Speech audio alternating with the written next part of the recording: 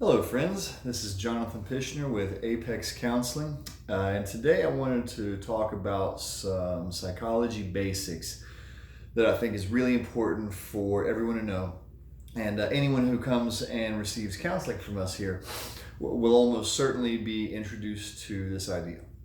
So, in short, our emotional experience comes from a few different places, but one of the places where it's largely derived from is our thinking, our thought patterns. So, to put it in shortest terms, a lot of our emotional experience is caused by our thoughts. Thoughts cause feelings. So, whenever we are assisting somebody with, in some way, feeling different, having less anxiety or less depression, less anger, those kind of things, the first place we start helping them look at is what are the thought patterns, because the idea is, since we have a fair bit of control over our thoughts, that's one of our main gateways into control over our emotions, increasing happiness, decreasing negative emotions. If we can control our thoughts, we have a large degree of control over our feelings. The place where this starts to become complicated and why so many people need assistance with this is because there's a lot of skill that goes into changing your thinking patterns in order to change your emotional state. So, if we were just going to give a basic example of how this idea works, take any negative emotional experience that you have had in the last few days, no matter how big or small. It is very likely that that is derived from something that you were thinking, something you were telling yourself. There are a few exceptions to this rule, but they are few enough that this is always a useful place to start looking at the thought patterns.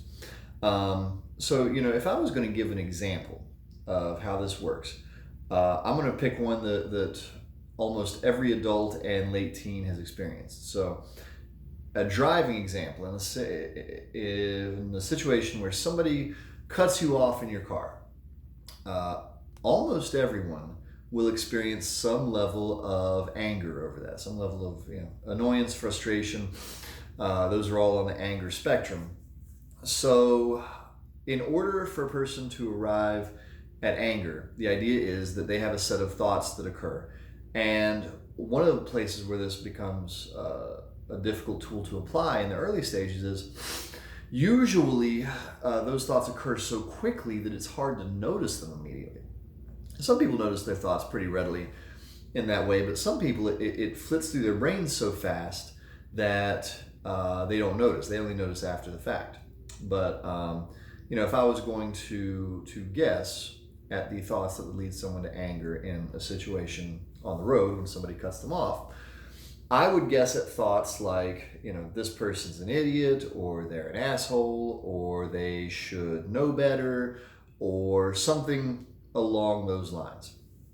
So, whenever we're looking at the emotional state that's derived from that, if we kind of look at those thoughts, it makes sense how we would arrive at a state of anger. So that's one of the first places we go, is we start teaching people to be in connection with what they're thinking, what are they telling themselves, so that we can see how that emotional state is created. And then when we work on changing it, one of the things that's important is you can change your thoughts to a certain degree, but the place where a lot of people mess this up, and unfortunately a lot of self-help books kind of teach this method, is instead of changing their thoughts in useful ways, a lot of people will accidentally tell themselves really pretty lies. So in this example, I know I've had people, whenever I say, well, okay, what could you tell yourself differently? They'll come up with, oh, well, maybe they're on their way to the hospital to visit their grandmother. It's really kind of, 1% chance scenario that's very unlikely. That's not a good way to change thinking in order to positively affect your emotions. A much more useful way, and the way we usually start people off with, is just starting off with what's more exactly true, without putting any kind of positive spin on it whatsoever. So if I want to continue with my driving example, the thing I would be doing here is saying, okay, well, let's look at what's more true here. They're an idiot, they're an asshole, they should have known better.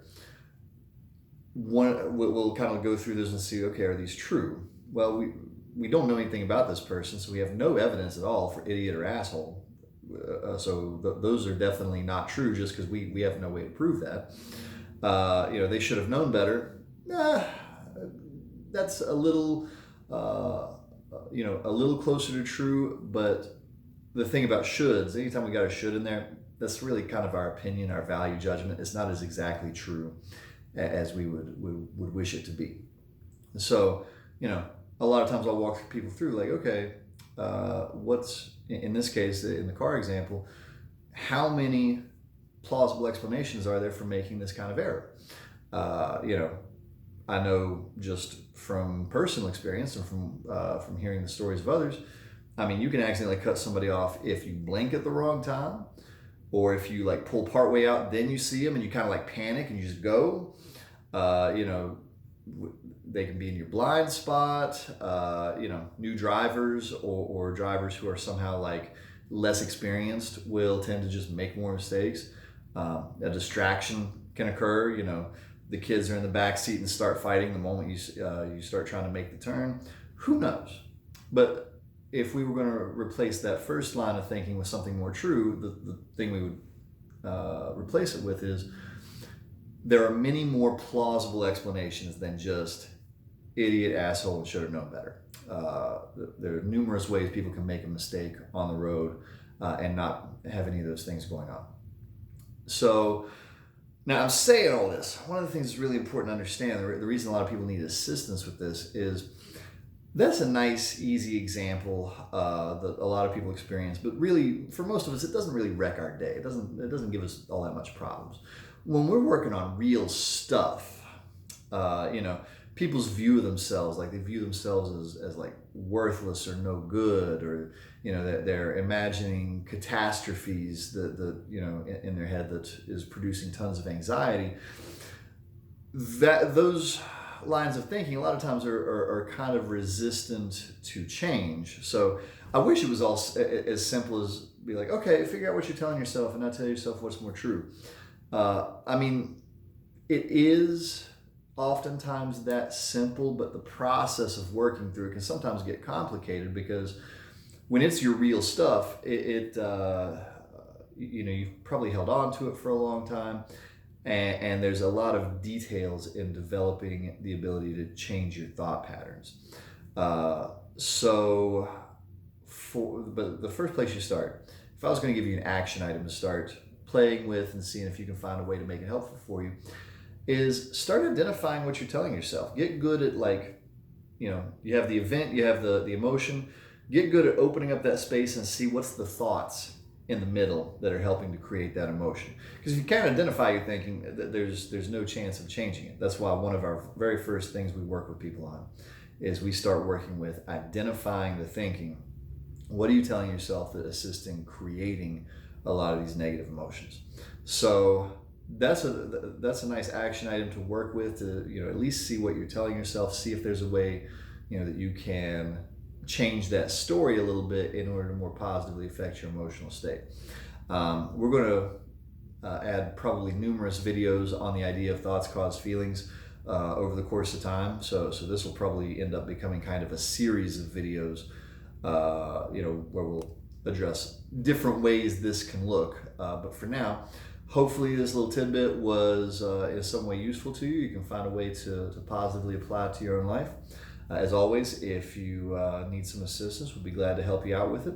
My name is Jonathan Pishner with Apex Counseling, and I will see you guys next time.